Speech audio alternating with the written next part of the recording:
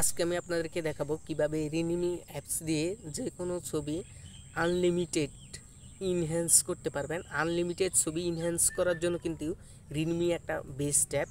তবে play store থেকে যে অ্যাপস আপনি ইনস্টল করবেন সেটা একটু ভিন্ন।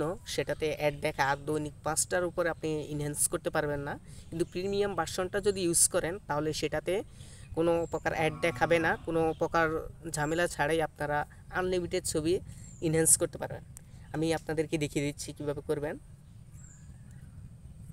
প্রথমে রিনমি অ্যাপসে চলে যাবেন।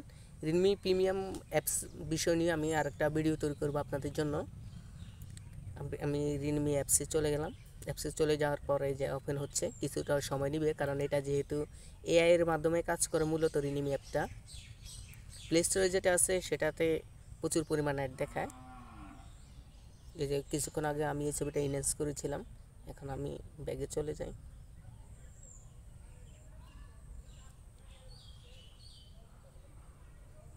এক্সিটে চলে যাব।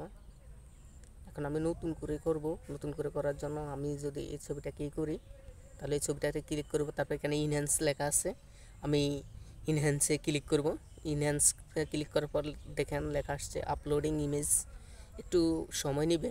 তারপরে এই যে দেখেন কি সুন্দর ইনহ্যান্স হয়ে গিয়েছে। এখন আমি এটাকে সেভ করব। সেভ করার জন্য উপরে যে আইকনটা দেখতে পাচ্ছেন এটাতে যদি ক্লিক করি আমি, তাহলে এই যে দেখেন আমার গ্যালারিতে ছবিটা কিন্তু সেভ হয়ে গিয়েছে।